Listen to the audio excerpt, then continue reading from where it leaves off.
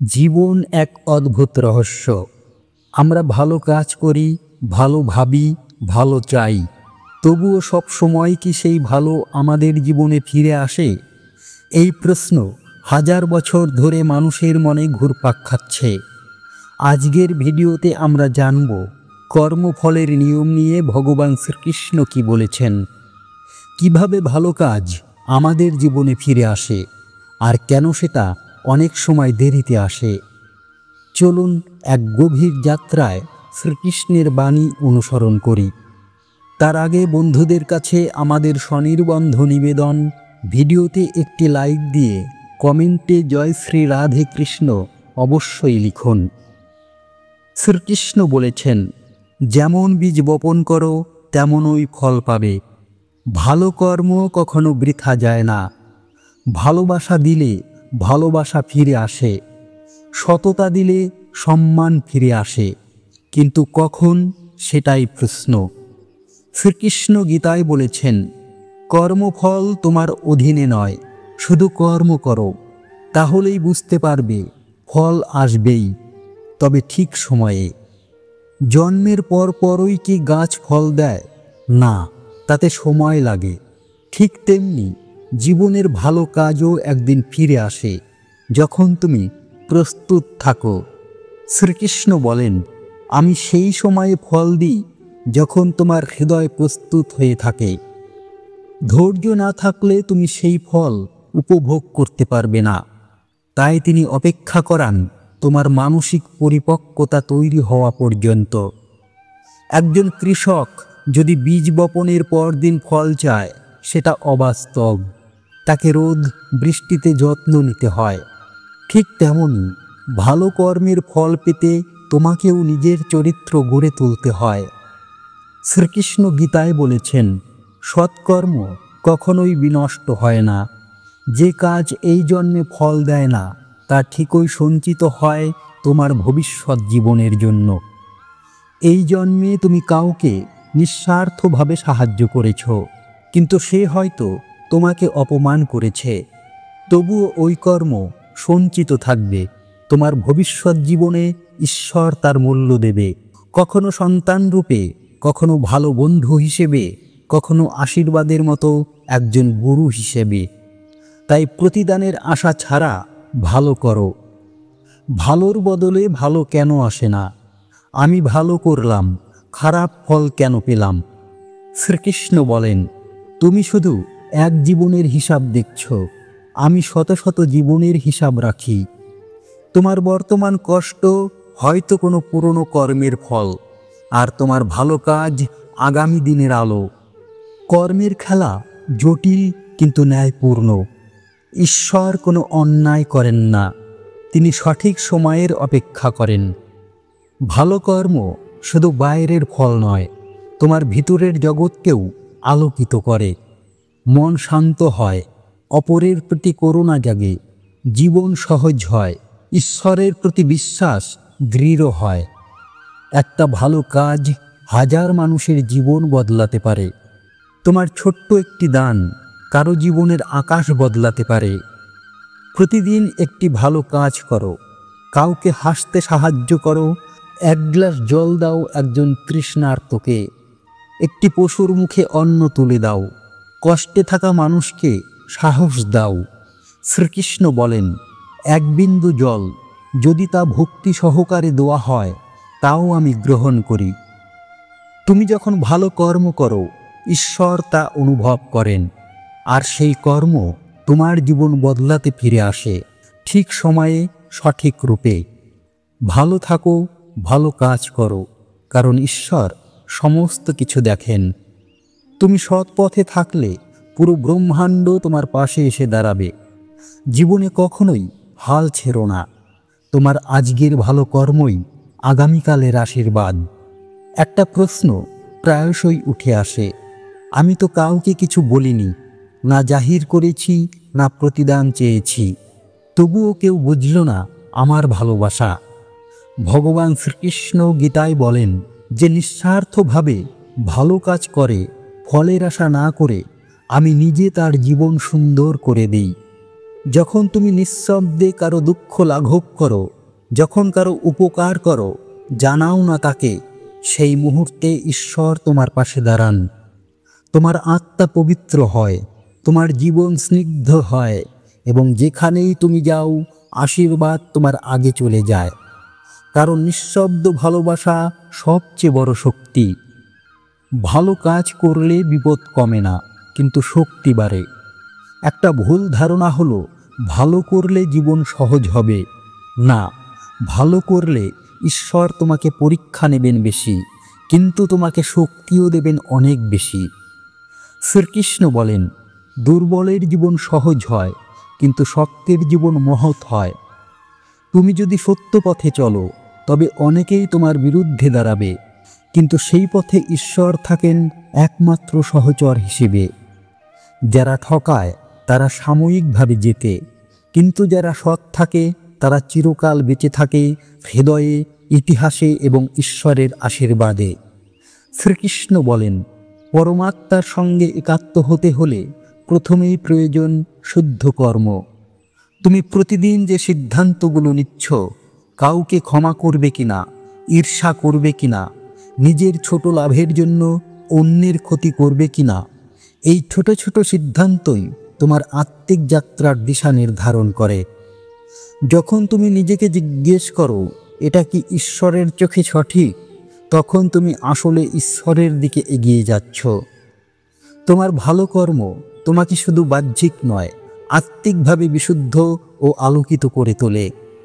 ভালো কর্ম কখনোই ছোট নয়, ঈশ্বর সব কিছু দেখেন। একটি প্রশ্ন আমাদের মনে প্রায় আসে, আমি তো শুধু সামান্য সাহায্য করেছি, এটা কি সত্যিই গণ্য হবে?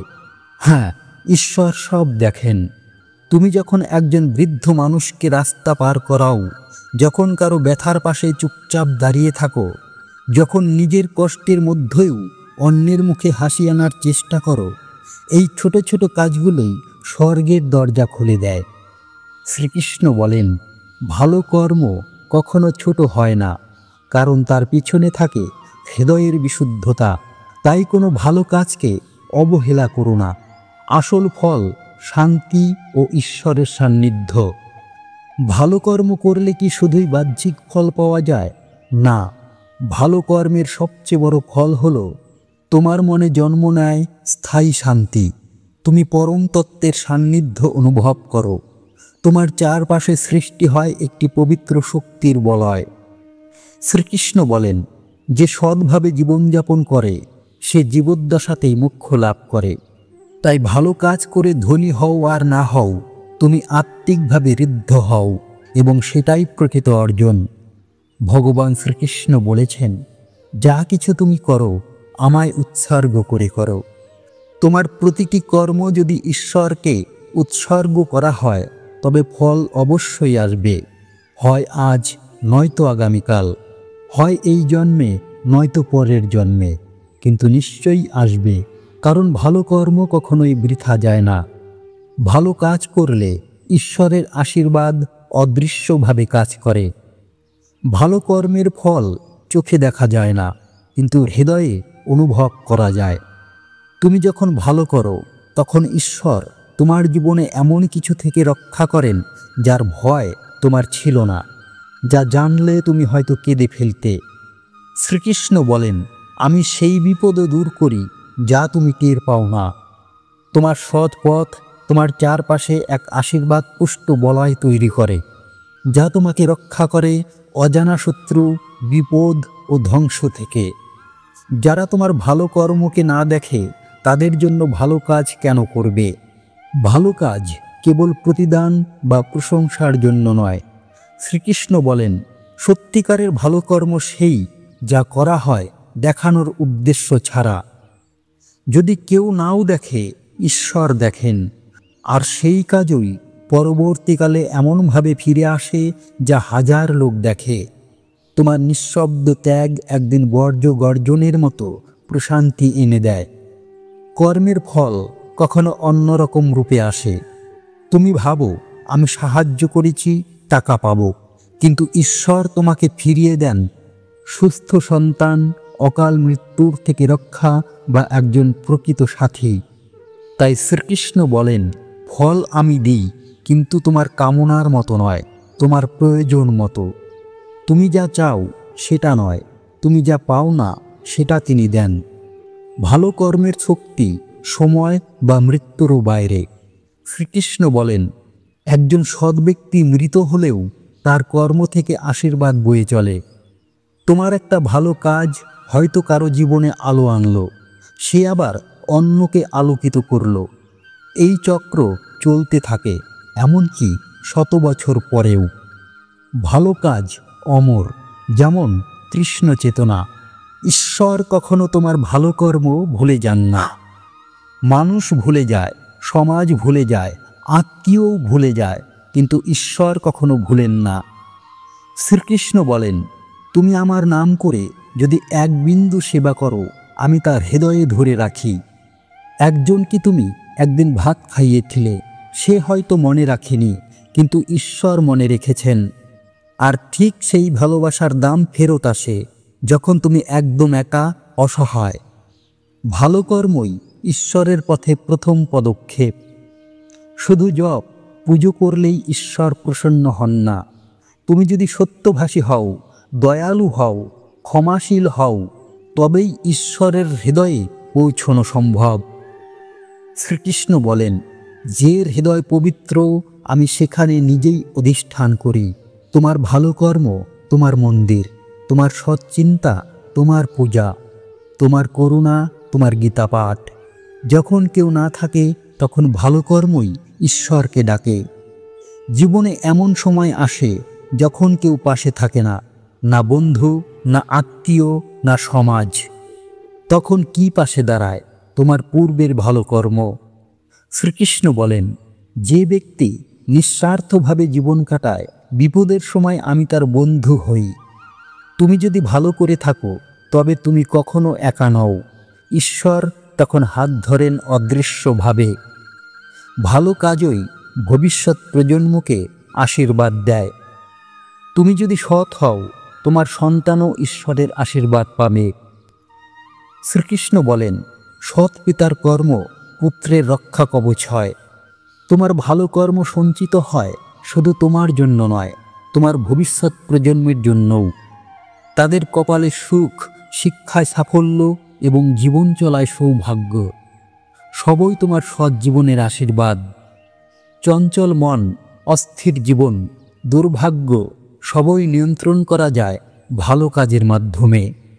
ভালো কাজ করলে অহংকার কমে, ঈর্ষা দূর হয়, ভেতরটা শান্ত হয়, মন স্থির হয়। শ্রীকৃষ্ণ বলেন, যে কর্মে আনন্দ ও শান্তি সেটাই প্রকৃত ধর্ম। ভালো কাজ মানে শান্তি, আর শান্তি মানেই ঈশ্বরের উপস্থিতি। প্রতিদিন ছোট একটি ভালো কাজ জীবনের বড় পরিবর্তন আনে। প্রতিদিন যদি একটি ভালো কাজ করো, কাউকে ভালো কথা বলো, একটি পাখিকে জল দাও, কারো ভুল ক্ষমা করো, তাহলেই শুরু হবে এক অলৌকিক পরিবর্তন। তোমার মুখে হাসি আসবে, তোমার জীবন সহজ হবে। শ্রীকৃষ্ণ বলেন, আমি সেই ব্যক্তিকে আশীর্বাদ করি যে প্রতিদিন কারো না কারো মুখে হাসি ফোটায়। তাই প্রতিদিন একটি ভালো কাজ করো, তুমি নিজেই বুঝতে পারবে তোমার জীবন কতখানি বদলে গেছে। ভগবান শ্রীকৃষ্ণ বলেছিলেন, ভালো কর্ম কখনোই বৃথা যায় না। কখনো আজ, কখনো আগামীকাল, কিন্তু একদিন তা ফিরেই আসে। ভগবদ্গীতায় 2য় অধ্যায়ে ভগবান শ্রীকৃষ্ণ বলেন, তোমার অধিকার আছে কেবল কর্মে, ফলাফলের নয়। তাই কর্ম করো, কিন্তু কখনো ফলের আশা নয়। এই বাক্যটি যতই শুনতে সহজ, এর গভীরতা ততই অশেষ।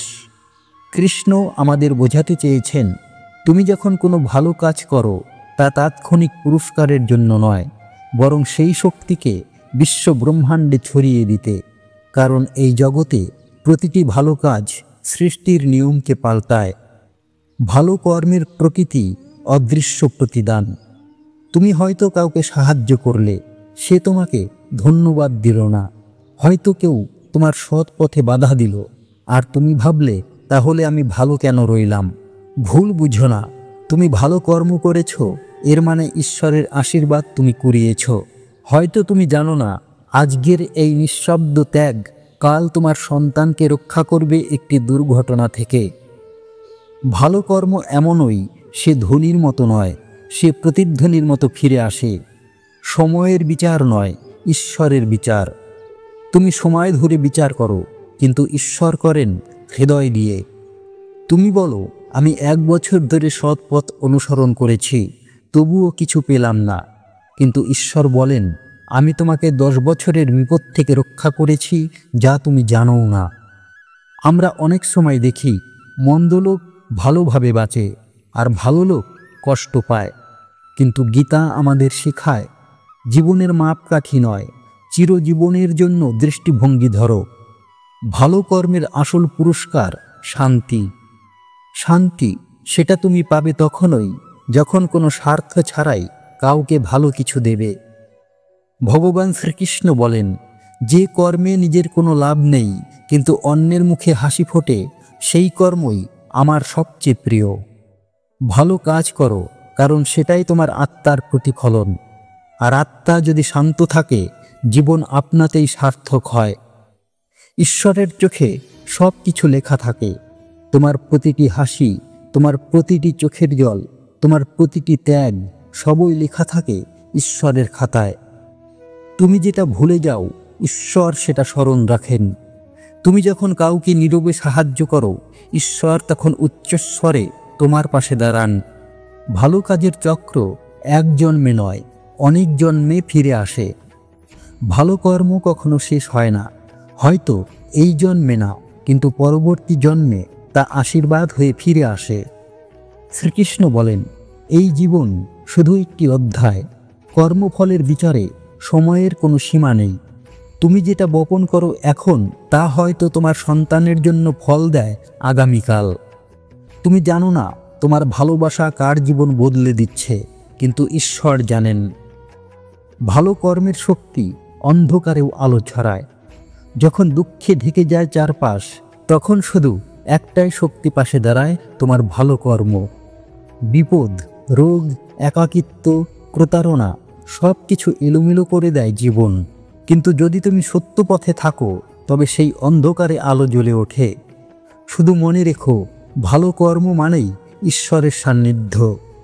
প্রতিদিন একটা ভালো কাজ ধীরে ধীরে বদলে যাবে জীবন।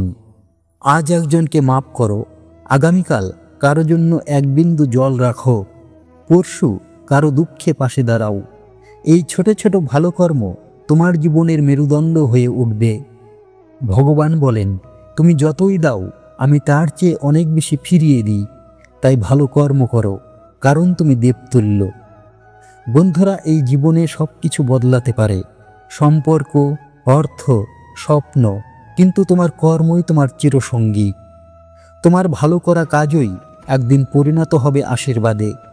তুমি যা চাও সেটাই ফিরে আসে, হয় ধীরে নয়তো বিস্ময়কর ভাবে। তাই কৃষ্ণের পথেই থেকো, সত্য, করুণা আর ভালোবাসার পথে। শুভ হোক তোমার কর্মপথ, ভালোবাসা ছড়াও, কারণ ঈশ্বর সব দেখছেন। ভালো কাজ করেও কষ্ট কেন পাই? শ্রীকৃষ্ণ বলছেন, কারণ আছে। তুমি ভালো থেকেও কষ্ট পাও, কারণ ঈশ্বর তোমাকে ভেঙে ফেলছেন না, গড়ছেন নতুন রূপে, নতুন শক্তিতে। ভালো মানুষের পরীক্ষা কঠিন হয়, কারণ ঈশ্বর তাদের উপরই আস্থা রাখেন। কষ্ট কেন আসে? ভগবান শ্রীকৃষ্ণ গীতায় বলেন, যে মানুষ ধৈর্য রাখে সেই সাফল্য পায়। কেবল ফলের জন্য নয়, আত্মার জয়ের জন্যও তাকে প্রস্তুত হতে হয়। তুমি ভালো, তারপরও তুমি কাঁদছ। তুমি অন্যকে সাহায্য করো, তারপরও তুমি একা। তুমি নিজের সুখ হারিয়ে অন্যের মুখে হাসি এনেছ, কিন্তু কেউ তোমার দুঃখে পাশে নেই। এটাই জীবন, এটাই ঈশ্বরের গঠন প্রক্রিয়া। সোনা যেমন আগুনে পুড়ে খাঁটি হয়, ভালো মানুষও কষ্টে পুড়ে পরিশুদ্ধ হয়। তুমি ভালো, কিন্তু এখনও ঈশ্বর তোমায় প্রস্তুত করছেন। তুমি প্রস্তুত হচ্ছ এমন এক আস্বাদ পাওয়ার জন্য, যেটা এখন পেলে তুমি ধরে রাখতে পারবে না। কষ্টের আগুনই তোমার শক্তির ভিত। পরীক্ষায় প্রমাণ ভগবান শ্রীকৃষ্ণ কখনো নিজে কাউকে দুঃখ দেন না। তিনি পরীক্ষা নেন যাতে তুমি নিজের শক্তি নিজেই চিনতে পারো। তুমি যদি ভালো থেকে থাকো তবে জেনো তুমি তার প্রিয়, আর প্রিয় মানুষদের উপরই ঈশ্বর সবচেয়ে বেশি নির্ভর করেন। মানুষের বিচার আর ঈশ্বরের বিচার। মানুষ দেখবে তোমার হেরে যাওয়া, ঈশ্বর দেখবেন তোমার চেষ্টা। মানুষ বলবে সে ব্যর্থ, কিন্তু ঈশ্বর বলবেন সে এখনো লড়ছে, সে জিতবে। তাই মানুষ যা বলে তা নয়, আসলে যা ঈশ্বর দেখেন সেটাই সত্য। একা তুমি নও, তুমি যে পথে চলেছ সেই পথে কৃষ্ণও একদিন হেঁটেছেন। তিনি হারিয়েছেন, সহ্য করেছেন, ত্যাগ পেয়েছেন, কিন্তু শেষ পর্যন্ত জয়ী হয়েছেন। তাই তোমার কষ্টে যদি কেউ পাশে না থাকে তবে যেন কৃষ্ণ সব কিছু জানেন। তুমি একা নও, তুমি তার পরিকল্পনার অংশ। ভালো কর্মের প্রতিদান বিলম্বিত হতে পারে, হারিয়ে যায় না। ভালো কাজ করেও ফল না পেলে ভেবো না তা হারিয়ে গেছে। তা ঠিক সেই বীজ যা সময় মতোই গাছ হবে। হয়তো তুমি এখন ফল পাচ্ছ না, কিন্তু যখন আসবে তখন তা তোমার হৃদয় ভরিয়ে তুলবে কৃতজ্ঞতায়। প্রতিফল আসবে সময় মতো। শ্রীকৃষ্ণ বলেন, ধৈর্যই সত্যিকারের ভক্তির চিহ্ন। যে সময়ের উপর বিশ্বাস রাখে সে আমার উপর বিশ্বাস রাখে। তোমার কাজ হলো ভালো থাকা, ভালো করা। ঈশ্বরের কাজ হলো সঠিক সময়ের অপেক্ষা করা। ঈশ্বর ভালো মানুষকে দেরিতে পুরস্কার দেয়, কারণ তার জন্য বরাদ্দ থাকে বিশেষ কিছু। তুমি যদি চাও সাধারণ কিছু, তবে ঈশ্বর এখনোই দিতে পারেন। কিন্তু যদি তোমার জন্য বরাদ্দ থাকে বিশেষ কিছু, তবে ঈশ্বর তোমায় প্রস্তুত করেই তবেই তা দেবেন। তাই যদি তুমি অপেক্ষায় থাকো, যেন ঈশ্বর তোমার জন্য বিরাট কিছু তৈরি করছেন। ভালো থেকো, কারণ ঈশ্বর তোমাকে গড়ছেন। কষ্টে থেকো, কারণ ঈশ্বর জানেন তুমি পারবে। আর মনে রেখো, তুমি যত বেশি আঘাত সহ্য করো, ঈশ্বর তত বেশি তোমার পাশে থাকেন। ভাগ্য, কর্ম ও ঈশ্বর, এই তিনের মধ্যে সম্পর্ক কি? আমার ভাগ্যই খারাপ, নাকি আমি কিছু ভুল করেছি? ভাগ্য শুধু পাথর নয়, তা গড়ে ওঠে, গড়া হয়, আবার ভেঙেও যায়। কিন্তু কে গড়ে? কৃষ্ণ বলছেন, তুমি নিজেই। ভাগ্য মানেই কি পূর্ব নির্ধারিত? অনেকে বলেন আমার ভাগ্য খারাপ, কর্ম করেও কিছু হয় না, সব ভাগ্যের খেলা। কিন্তু কৃষ্ণ গীতায় বলেন, ভবিষ্যৎ ততটাই বদলায় যতটা তুমি তোমার মন ও কর্মকে বদলাও। ভাগ্য আসলে একটা চালনা নয়, এটা সম্ভাবনার ফল। তোমার পেছনের কর্ম, বর্তমান মনোভাব আর আত্মার প্রার্থনার সমষ্টি।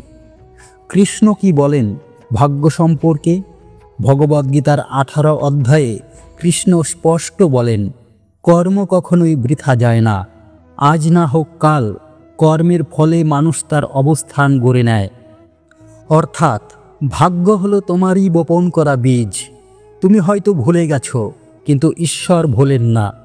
কর্মের শক্তি ভাগ্যের থেকেও বড়। একজন গরিব কৃষক যার জন্মই অনাদরে, সে যদি প্রতিদিন সকালে উঠে পরিশ্রম করে, তার সন্তান একদিন ডাক্তার হতে পারে। কেন? কারণ ভাগ্যের উপর নির্ভর না করে সে কর্মকে শক্তি বানিয়েছে। তাই কৃষ্ণ বলেন, ভাগ্য শুধু সেই ফল যা কর্ম দিয়ে রচনা করা যায়। ঈশ্বর কি করেন আমাদের ভাগ্যে? প্রশ্ন ওঠে, তাহলে ঈশ্বর কি? তিনি কি শুধুই দেখেন, নাকি ভাগ্য বদলান? হ্যাঁ, ঈশ্বর ভাগ্য বদলান, কিন্তু শর্ত একটাই, তুমি তাকে ডাকো আর নিজের পথ ঠিক রাখো। যখন তুমি নিঃস্ব হয়ে পড়ো, ঈশ্বর বলেন, আমি তোমার পাশে, চলো আবার শুরু করি। তিনি আমাদের দেয় দয়া, দিকনির্দেশ এবং শক্তি, কিন্তু কর্ম আমাদেরই করতে হয়। খারাপ ভাগ্য থেকে মুক্তি কিভাবে? মনে পরিবর্তন আনো, আমি পারব। ছোট ছোট ভালো কর্ম শুরু করো, পরোপকারে যুক্ত হও, ঈশ্বরকে ডাকো। বিশ্বাস করো, ভাগ্য কখনো একদিনে বদলায় না, কিন্তু বদলায় ঠিকই। শ্রীকৃষ্ণ বলেন, ধর্ম, প্রেম আর সততার পথে যে চলে, আমি তার পথ নিজেই আলোকিত করি।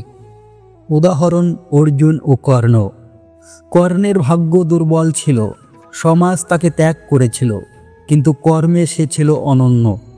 অর্জুন ছিল ভাগ্যবান, ভালো পরিবার, গুরু, সুযোগ সব পেয়েছিল, কিন্তু শ্রীকৃষ্ণ শেষ মুহূর্তে কার পাশে দাঁড়ান?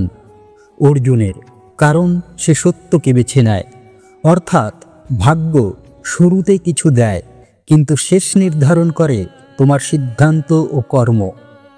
নিজের ভাগ্য তুমি নিজেই। তুমি যদি আজ নিজেকে বিশ্বাস করো, তুমি যদি পরিশ্রম করো, ভালো কাজ করো, তাহলে জেনে রেখো তোমার ভাগ্য ঠিক তোমার পথেই হাঁটছে। তুমি শুধু একবার ডাকো, হে কৃষ্ণ, আমি হেরে গেছি, এখন তুমি চালাও আমার জীবন। আর দেখো ভাগ্য কেমন পাল্টে যেতে শুরু করে। ভাগ্য, কর্ম ও ঈশ্বর তিনজনই একসাথে চলে, কিন্তু হাল তুমি ধরো। ভালো চিন্তা, ভালো কর্ম এবং ঈশ্বরের প্রতি আস্থা, এই তিনই গড়ে ওঠে এমন এক ভাগ্য যা কোনো বাধাও ভাঙতে পারে না। তুমি ভাগ্যবান, কারণ তুমি ঈশ্বরকে জানো। এখন তোমার পালা, ঈশ্বরের মতো জীবন গড়ে তোলো। সব কিছু হারিয়ে যখন মনে হয় কিছুই থাকবে না, আর ঠিক তখনই কৃষ্ণ বলেন, এই মুহূর্তেই আমি তোমাদের সবচেয়ে কাছাকাছি। ধৈর্যের শেষ সীমায় তুমি অনেক সহ্য করেছ, দিনের পর দিন, বছরের পর বছর। তুমি চুপ থেকেছ, চেষ্টা করেছ, অপেক্ষা করেছ, তবুও কোনো উত্তর আসেনি। তবুও জীবন যেন তোমাকেই চ্যালেঞ্জ করছে। তুমি ভাবছ আর কত, কিন্তু শোনো, এই আর কত কথাটা বলেই কৃষ্ণের দিকে চোখ তুলে চাওয়া শুরু হয়। কৃষ্ণ যখন দেখেন তুমি ভেঙে গেছো, ভগবদ্গীতার 2য় অধ্যায়ে 14তম শ্লোকে কৃষ্ণ বলেন, শীত গ্রীষ্ম সুখ দুঃখ সবই অস্থায়ী, এগুলো আসবে যাবে, যিনি তা সহ্য করেন তিনি মুক্তির পথে। অর্থাৎ আজ যে বেদনা তোমার বুক ফাটিয়ে দিচ্ছে, কাল সেটাই শক্তি হয়ে যাবে। এখানেই শুরু হয় অপেক্ষার পরীক্ষার শেষ অংশ। বিশ্বাস যখন ফেটে চৌচির, তুমি যাদের বিশ্বাস করেছিলে তারা চলে গেছে। তুমি যাকে ধরে রেখেছিলে শেষ ভরসা হিসেবে, সেও হয়তো বিশ্বাস ভেঙে দিয়েছে। এটাই সেই সময় যখন কৃষ্ণ ধীরে ধীরে বলেন, মানুষের হাত ছাড়ো, আমি এখন আমার হাত বাড়িয়ে দিচ্ছি, এটাকে ধরো। এই ধরাটা কঠিন, কারণ তখন নিজের হাতই কাঁপে, তবুও ধরে ফেলতে হয়, কারণ এটাই কৃষ্ণের ডাক। সত্য ধৈর্য কি? সত্য ধৈর্য মানে শুধু অপেক্ষা নয়। সত্য ধৈর্য মানে যখন ঈশ্বর কোনো উত্তর দেন না, তখনও তিনি তোমার সঙ্গে আছেন, এই বিশ্বাস ধরে রাখা। এই সময়েই কৃষ্ণ তোমাকে সত্যিকারের যোগ্য বানান। এই সময়েই তোমার মধ্যে তৈরি হয় একটি অদৃশ্য শক্তি, পরবর্তীতে তোমার জীবনটাই বদলে দেয়। কৃষ্ণ বলেন, আমি তোমাকে ভাঙি না। তিনি বলেন, আমি শুধু এতটাই নরম করি যাতে তুমি আমার কাছাকাছি আসতে পারো। তুমি নিজের অহংকার ভাঙো, তুমি আত্মসমর্পণ করো, আর তখন আমি তোমাকে সত্যিকারের শক্তি দিই। তাই যদি তুমি ভেঙে পড়ো, ভেবো না তুমি শেষ, তুমি শুরু হচ্ছ। কেন দীর্ঘ অপেক্ষা? তুমি প্রার্থনা করেছ, কিন্তু ফল আসছে না। তুমি ভাবো কৃষ্ণ কি শুনছেন না? শুনছেন, কিন্তু তিনি শুধু দেখছেন তুমি অপেক্ষার সময় কি করছো। তুমি কি হতাশ হচ্ছ, না আরও গভীর হচ্ছ? কারণ ফল পেতে হলে আত্মাকে প্রস্তুত করতে হয়। এটাই সেই প্রস্তুতির সময়। আশীর্বাদ তখনই আসে যখন তোমার হাত খালি। তুমি যত বেশি কিছু আঁকড়ে ধরো, তত দেরি হয় ঈশ্বরের আশীর্বাদ পেতে। কৃষ্ণ বলেন, তুমি যখন সব কিছু ছেড়ে দিয়ে শুধু আমাকে ধরবে, তখনই আমি তোমার জীবন বদলে দেব।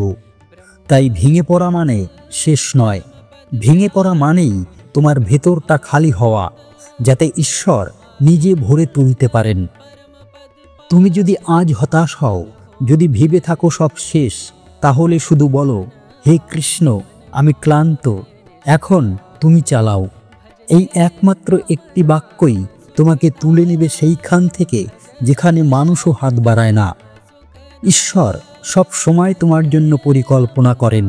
তুমি শুধু অপেক্ষা করো, বিশ্বাস রাখো আর নিজের হৃদয়টা খোলা রাখো। ঈশ্বর কখনো এসে বলে না, আমি এসেছি তোমার পাশে থাকতে, কিন্তু নিঃশব্দে থাকেন। আর তার উপস্থিতি বোঝা যায় শুধু হৃদয়ের ভাষায়। যখন চারপাশে কেউ থাকে না, তুমি হয়তো অনুভব করছো সকলেই তোমার থেকে দূরে সরে গেছে। বন্ধুরা চুপ, পরিবার ব্যস্ত, সাথী নিরুত্তর।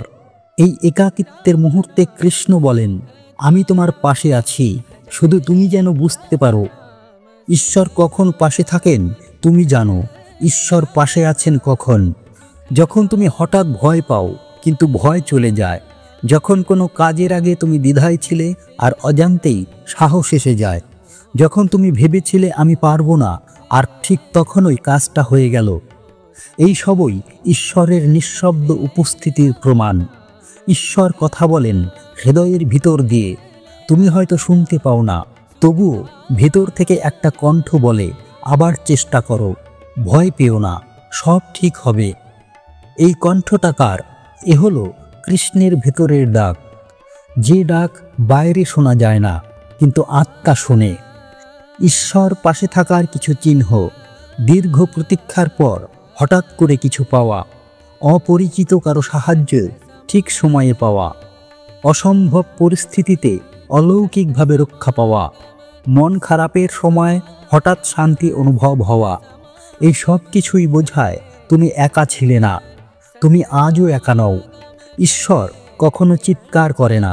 তিনি চিৎকার করে বলেন না, আমি এসেছি, ভয় নেই। বরং তিনি বলেন, তুমি শুধু বিশ্বাস রাখো, আমি তো আছি। যেমন ছিলাম কুরুকে নিয়ে থাকা অর্জুনের পাশে। তিনি তোমার প্রতিটি চিন্তার মধ্যে ধ্বনিত হন। তিনি তোমার প্রতিটি চোখের জলে উপস্থিত। ঈশ্বরকে অনুভব করতে হলে কি করতে হয়? মনের শব্দ বন্ধ করো, ভবিষ্যৎ নিয়ে ভয় না করে বর্তমানকে জাগ্রত করো। শান্ত থাকো, হৃদয়ে কথা বলবে। তুমি হয়তো ভাবছো ঈশ্বর আমার ডাক শুনছেন না, কিন্তু জেনে রেখো, তোমার প্রার্থনার প্রতিটি শব্দ তার কাছে পৌঁছেছে। তিনি কাজ করছেন ধীরে কিন্তু নিখুঁতভাবে। একটি গল্প রাত্রির নীরব সাক্ষী। রাধা এক রাতে একা বসেছিলেন। কৃষ্ণ চলে গেছেন বহুদিন। তিনি বললেন, তুমি কোথায় কৃষ্ণ? আমি তো আর পারছি না। কৃষ্ণ তখন উপস্থিত ছিলেন না চোখে, কিন্তু পরের দিন সকালে রাধা তার মাথার কাছে পেয়েছিলেন একটি তুলসী পত্র, ভেজা, যেন কারো চোখের জলে ধোয়া। এই নিঃশব্দ সান্ত্বনাই কৃষ্ণের চিহ্ন। আজ যদি তোমার মন বলছে আমি একা, কেউ নেই, তাহলে চুপ করে চোখ বন্ধ করে বলো, হে কৃষ্ণ, যদি থাকো আমাকে অনুভব করতে দাও। যদি তুমি চুপ থাকতে পারো, তাহলে দেখতে পাবে তোমার হৃদয় নিজেই কাঁপছে, কারণ ঈশ্বর সত্যিই পাশে আছেন।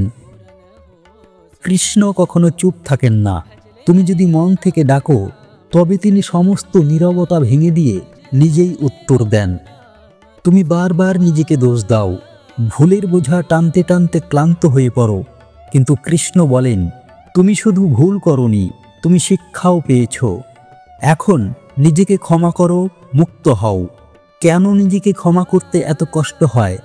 তুমি হয়তো এমন কিছু করেছ যা তোমার কাছে আজও ভুল মনে হয়। তুমি হয়তো কাউকে কষ্ট দিয়েছ, কিংবা নিজের জীবনেই ভুল সিদ্ধান্ত নিয়েছ। এখন সেই অপরাধ বোধই তোমার শান্তি কেড়ে নিয়েছে।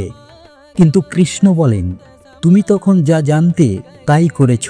আজ তুমি আরও সচেতন, এটাই তোমার উন্নতি। নিজেকে মেরো না, বরং বুঝে ক্ষমা করো। উদ্ধার করো নিজেকে নিজেই। নিজেকে মূল্যায়ন করো না, কারণ তুমি নিজেই নিজের বন্ধু আর নিজের শত্রুও তুমি। তুমি ভাবো ঈশ্বর তোমাকে কষ্ট দিচ্ছেন, কিন্তু কৃষ্ণ বলেন, আমি শুধু গড়ে তুলেছি যাতে তুমি তোমার আসল রূপ খুঁজে পাও। আমরা সবাই কষ্ট এড়াতে চাই।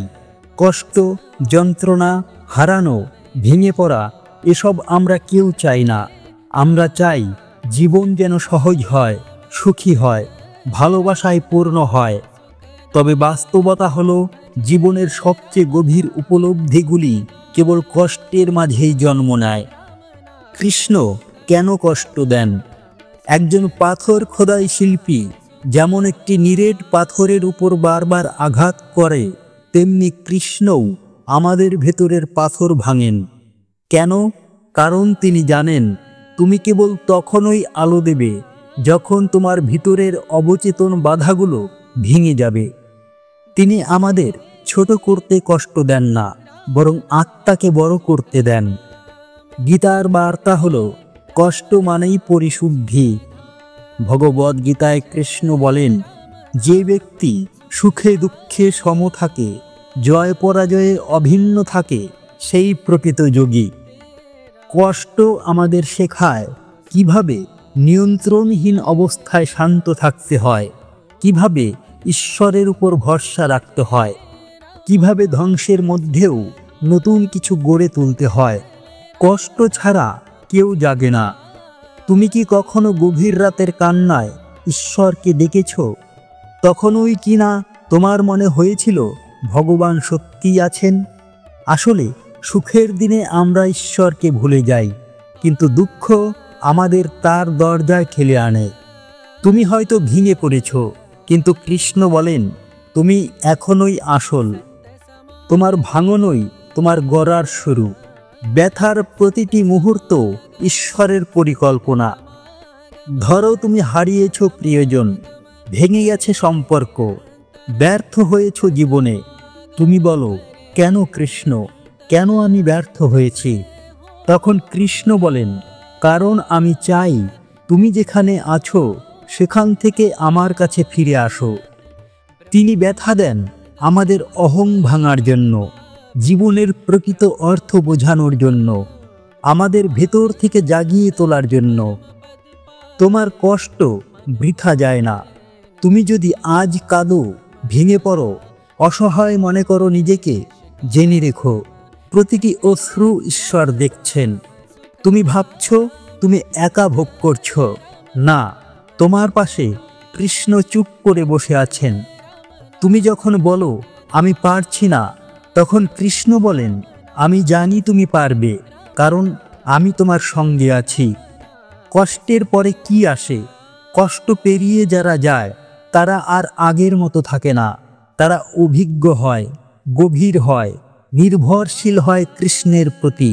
তারা বোঝে আমি একা নই, আমি কারো হাতে গড়া হচ্ছি, আমি কৃষ্ণের হাতে তৈরি হচ্ছি। তুমি তখন আগের মানুষ থাকো না, তুমি হয়ে ওঠো কৃষ্ণ ভক্ত, আলো উৎপন্ন আত্মা। কৃষ্ণ তোমাকে ছুঁয়ে দেন কষ্টের মাধ্যমে। তুমি কি জানো ভগবানের স্পর্শ সবসময় কোমল হয় না, কখনো তা হয় অসহায় একাকিত্বর ভেতর, অন্ধকার রাতে হারানোর শূন্যতায়।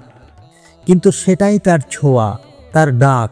তুমি যদি বলো আমি ভেঙে গেছি, তাহলে কৃষ্ণ বলেন, না, তুমি গড়ছ। তোমার চোখে জল এনে তোমার আত্মাকে জাগিয়ে তুলছি। কষ্ট মানে আশীর্বাদ। ভবিষ্যৎ তুমি জানো না, তুমি জানো না আগামীকাল তোমার জন্য কি অপেক্ষা করছে। তুমি হয়তো আজ ব্যথায় আছো, কিন্তু ভবিষ্যতে তুমি এই কষ্টকে আশীর্বাদ বলে মনে করবে। তখন তুমি বলবে ভালোই হয়েছে, সেই কষ্ট না পেলে আমি আজ ঈশ্বরকে পেতাম না। আজ তুমি যদি ভেঙে পড়ো, হেরে যাও, কষ্টে জর্জরিত মনে করো, তাহলে চোখ বন্ধ করে শুধু বলো, হে কৃষ্ণ, আমি জানি তুমি আছো। তুমি কষ্ট দিচ্ছ কারণ তুমি আমাকে গড়ছ। আমি গ্রহণ করলাম। হে প্রভু, দেখবে আজকের কান্না কালকের আলোয় রূপ নেবে। কৃষ্ণ কখনো কষ্ট দেন না, কেবল কষ্ট দেওয়ার জন্য তিনি কষ্ট দেন, কারণ তিনি জানেন তুমি অনেক বড় কিছু হতে চলেছ। তুমি হয়তো ভাবো আমি কিছুই না, আমার কোনো দাম নেই, কিন্তু কৃষ্ণ বলেন তুমি আমার সৃষ্টি, তাই তুমি ছোট হতে পারো না। আমাদের নিজেকে ছোট ভাবার ভুল। আজকের সমাজে মানুষ পরিমাপ হয় টাকা দিয়ে, চাকরি দিয়ে, নাম দিয়ে, বাহ্যিক সৌন্দর্য দিয়ে। আর এসব মাপকাঠিতে অনেকেই নিজেকে ভাবে আমি কিছুই না, আমি ফেল করেছি, আমি তুচ্ছ। কিন্তু জানো কি, এই দৃষ্টিভঙ্গি মানুষের, ঈশ্বরের নয়। কৃষ্ণ যাকে দেখেন তার রূপ ভিন্ন। তুমি হয়তো আয়নায় তোমার দুর্বলতা দেখো, কিন্তু কৃষ্ণ তোমার সম্ভাবনা দেখেন। তুমি দেখো ভাঙা স্বপ্ন, তুচ্ছ অবস্থান, হাজারো ব্যর্থতা। কৃষ্ণ দেখেন সাহস, আধ্যাত্মিক শক্তি, অলক্ষ্যে থাকা তোমার সত্যিকার পরিচয়।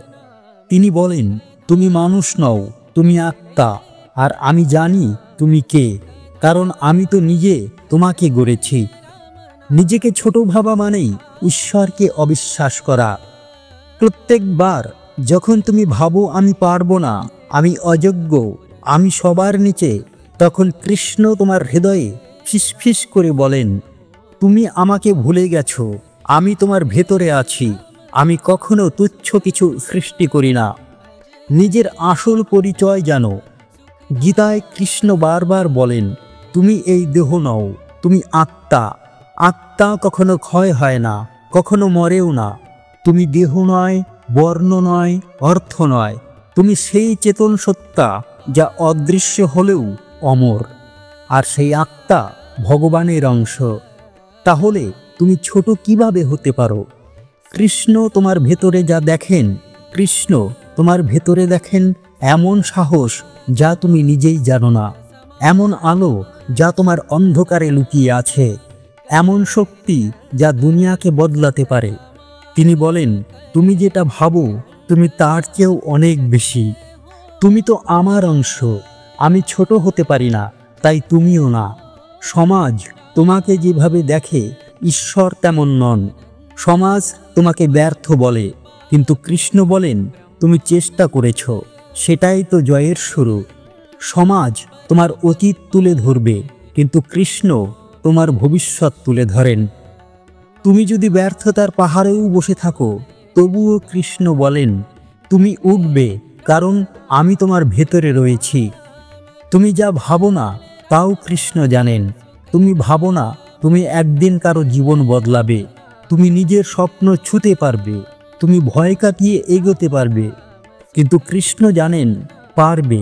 তোমার কাছে যা অসম্ভব, ভগবানের কাছে তা সম্ভব। তুমি যদি নিজেকে বিশ্বাস না করো, তবুও কৃষ্ণ তোমায় বিশ্বাস করেন। আজ থেকে বদলাও নিজের চোখ। আজ থেকে আয়নায় তাকিয়ে বলো, আমি কৃষ্ণের সৃষ্টি, আমি ছোট হতে পারি না। প্রতিদিন মনে রেখো, তুমি নিজের চেয়ে অনেক বড়। তুমি এখনো নিজের সব কিছু জানো না। কৃষ্ণ তোমাকে নিয়ে এখনো শেষ করেননি। তোমার জীবন একটা দিব্য পরিকল্পনার অংশ, আর সেই পরিকল্পনার রচয়িতা স্বয়ং ভগবান। আজ তুমি যদি নিজেকে ছোট ভাবো, নিজেকে অপমান করো, নিজের থেকে ঘৃণা করো, তাহলে কিছুক্ষণ চুপ করে কৃষ্ণের সামনে বসে বলো, হে কৃষ্ণ, আমি নিজেকে ছোট ভাবছিলাম, কিন্তু আজ বুঝলাম তুমি আমাকে ছোট ভাবো না, তুমি আমাকে গড়ছ এক বিশাল কাজে। এই বোধ থেকেই জন্ম নেয় আত্মবিশ্বাস, ধৈর্য ও সাহস। ভগবান কখনো তুচ্ছ কিছু তৈরি করেন না। তুমি যদি কৃষ্ণের সৃষ্টি হও, তবে তুমি নিজের কল্পনার চেয়েও অনেক মহান। তুমি হয়তো বলো, আমি তো প্রতিদিন কৃষ্ণকে ডাকি, তাহলে তিনি উত্তর দেন না কেন? কৃষ্ণ বলেন, আমি চুপ আছি মানে আমি শুনছি না, এটা ভেবো না। যখন প্রার্থনা করি কিন্তু উত্তর আসে না, রোজ রাতে কৃষ্ণকে ডাকি, হাত জোর করি, চোখ ভেজাই, বলি, হে কৃষ্ণ, আমার কষ্ট কমাও, আমার প্রশ্নের উত্তর দাও। কিন্তু কেউ যেন কিছুই বলে না, নীরবতা। শুধু একটাই প্রশ্ন মনে আসে, ভগবান কি সত্যি আমাকে শুনছেন? কৃষ্ণ কি চুপ, নাকি আমরা শুনতে জানি না? আমরা চাই ভগবান যেন স্পষ্ট করে বলে দেন, হ্যাঁ আমি শুনছি, হ্যাঁ এই তোমার পথ, না এটা তোমার জন্য নয়। কিন্তু ঈশ্বর সরাসরি কথা বলেন না। তিনি বলেন পরিস্থিতির মাধ্যমে, ঘটনার মাধ্যমে, হৃদয়ের অনুভবের মাধ্যমে। তুমি যদি শুধুই শব্দে উত্তর খোঁজো, তবে ঈশ্বরের নিঃশব্দ ভাষা মিস করে ফেলবে। ভগবদ্গীতায় কৃষ্ণ বলেন, আমি সবার হৃদয়ে অবস্থান করি। অর্থাৎ তুমি যখন প্রার্থনা করো, তিনি ঠিক তোমার হৃদয়ের মধ্যেই শুনে চলেছেন। তবে কেন তিনি চুপ? কারণ কখনো উত্তর তাৎক্ষণিক না দিয়ে সময় ও শিক্ষা দিয়ে দেন। তিনি চান তুমি ধৈর্য ধরো, তিনি চান তুমি নিজেকে প্রস্তুত করো, তিনি চান তুমি বুঝে নাও যা আসছে সেটাই সঠিক। কখনো না মানেই আরও ভালো কিছু। তুমি হয়তো চাইলে একটা সম্পর্ক ফিরে পাক, একটা চাকরি হোক, একটা ইচ্ছে পূর্ণ হোক, কিন্তু কৃষ্ণ দেন না। তুমি ভাবো উনি কি আমার কথা শোনেন না, কিন্তু কৃষ্ণ বলেন আমি না বলেছি, কারণ তুমি যা চেয়েছো তার চেয়ে অনেক ভালো কিছু আমি রেখে দিয়েছি। তুমি কাঁদো, কষ্ট পাও, হতাশ হও, আর কৃষ্ণ চুপ করে বলেন তুমি বুঝবে, একটু সময় দাও। নীরবতা কি পরীক্ষা? হ্যাঁ, কৃষ্ণ কখনো আমাদের ভালোবাসার পরীক্ষা নেন, আমাদের বিশ্বাস কতটা দৃঢ় তা দেখেন। প্রার্থনার পরে যদি তুমি না পাও, তবুও বিশ্বাস রাখো, তবুও বলো তোমার ইচ্ছাই শ্রেষ্ঠ। হে কৃষ্ণ, তবুও নিজেকে নিঃশব্দে তার হাতে সঁপে দাও।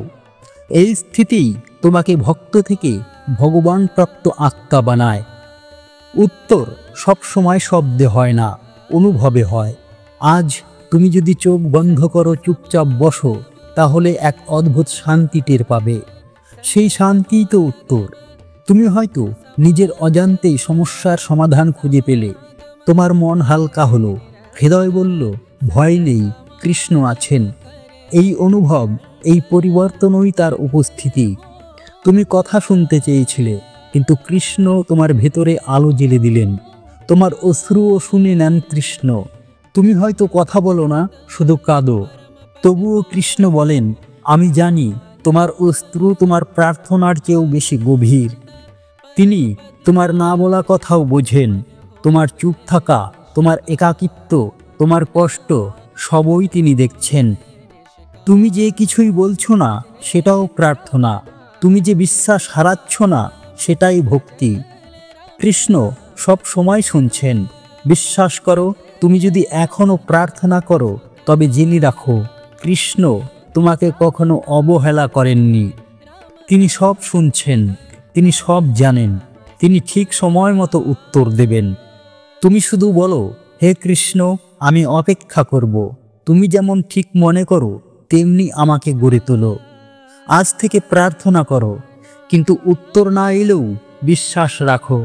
তোমার ভাঙা ভাঙা বাক্য, কণ্ঠরুদ্ধ কান্না, মনের হাজারো প্রশ্ন, সব কিছু শুনেছেন কৃষ্ণ। তিনি শুধু শব্দে নয়, হৃদয়ে, ঘরে, প্রকৃতির মাঝে, তোমার চিন্তায়, সব জায়গায় আছেন। প্রশ্ন করো না উনি শুনছেন কিনা, নিজেকে বলো আমি অনুভব করছি, আমার কৃষ্ণ পাশে আছেন। ভক্ত যদি কখনো চুপ হয়ে যায়, তাহলে ভগবান আরও কাছাকাছি চলে আসেন, কারণ তখন তিনি অনুভব হয়ে যান। তুমি তাকে প্রাণ দিয়ে ভালোবেসেছিল, কিন্তু সে তো ফিরে এলো না, তাহলে কি তোমার ভালোবাসা বৃথা গেল? কৃষ্ণ বলেন ভালোবাসা কখনো বৃথা যায় না, সেটা যদি খাঁটি হয় আমি নিজে তার মূল্য ফেরত দেই। ভালোবাসা দেওয়া সহজ, কিন্তু ফেরত পাওয়া? তুমি কারো জন্য সব কিছু ছেড়েছিলে, নিজেকে বদলে ফেলেছিলে, রাত জেগে অপেক্ষা করেছিলে, কিন্তু একদিন সে চলে গেল কোনো কারণ ছাড়াই। তুমি একা, নিঃসঙ্গ, আর ভাবো তাহলে কি আমার ভালোবাসায় ভুল ছিল? কৃষ্ণ কি বলেন এই ভালোবাসা সম্পর্কে? ভগবদ্গীতায় কৃষ্ণ বলেন তুমি যা কিছু করো, ভালোবাসা, গান, তপস্যা, সব কিছু আমায় অর্পণ করো। তুমি যদি কাউকে নিঃস্বার্থভাবে ভালোবাসো, তবে সেই ভালোবাসাও ঈশ্বরের কাছেই পৌঁছয়। সেই ব্যক্তি না বুঝলেও কৃষ্ণ বুঝে নেন তুমি কতখানি সত্য ছিলে। কেন সে ফিরে আসে না? হয়তো তুমি ভাবো আমি যদি এতটা খাঁটি ছিলাম, তাহলে সে কেন বুঝল না? কৃষ্ণ বলেন সব আত্মা এক সময় বোঝে না। কিছু আত্মা আসে শেখাতে, কিছু আসে হৃদয়ে ছাপ রেখে যেতে। তুমি হয়তো ভালোবেসে স্থায়ী কিছু চেয়েছিলে, কিন্তু কৃষ্ণ জানতেন সে তোমার জন্য নয়। তুমি চাইছিলে সঙ্গী, কিন্তু কৃষ্ণ দিতে চাইছেন শান্তি। যাকে তুমি চেয়েছিলে সে না এলে জানো কৃষ্ণ ঠিক কতটা গভীরভাবে তোমার হৃদয় পড়ে ফেলেন। তুমি যখন চুপ করে কাঁদো, যখন নিজেকে দোষ দাও, যখন বলো আমি তো খারাপ কিছু চাইনি, তখন কৃষ্ণ বলেন, তুমি ভালোবাসা দিয়েছিলে, আমি দেখেছি, সে ফেরেনি, তাও আমি দেখেছি, কিন্তু তুমি যেটা হারালে আমি তার চেয়েও বড় কিছু দিয়ে তোমার জীবন ভরিয়ে দেব। একতরফা ভালোবাসার শক্তি। তুমি যদি কাউকে ভালোবাসো আর যদি সে না বোঝে, তবুও তোমার অনুভব সত্য ছিল। ভালোবাসা একতরফা হলেও পবিত্র হতে পারে, যদি তা হয় অহংকারহীন, অধিকার ছাড়া। কৃষ্ণ বলেন, তুমি যদি কারো জন্য সত্য অনুভব করো, তবে তা আমার চোখের পূজার মতো। আমি তা গ্রহণ করি, আমি তা রক্ষা করি। সে ফিরে না এলেও তুমি কেন ভাঙবে? হয়তো আজ সে তোমাকে অযোগ্য ভাবল, তুমি তুচ্ছ হবে কিভাবে? তুমি তো আমার সৃষ্টি। আমি কখনো তোমার হৃদয়ের দান অপমান করি না। সে না বুঝলেও কৃষ্ণ বুঝেছেন, আর সেই বোঝা থেকেই তোমার জন্য আসবে ভিন্ন কেউ, ভিন্ন পথ, ভিন্ন প্রাপ্তি, যা হবে তোমার সত্য ভালোবাসার পুরস্কার। ভুল মানুষ চলে যায়, ঠিক মানুষ নিজেই আসে। একজন চলে গেলে তার মানে সব শেষ নয়। হয়তো সেই চলে যাওয়াই তোমার মুক্তি। হয়তো সে না থাকলে তুমি আজ এই উপলব্ধি পেতে না। হয়তো কৃষ্ণ তাকে সরিয়েছেন যাতে তুমি না ভাঙো।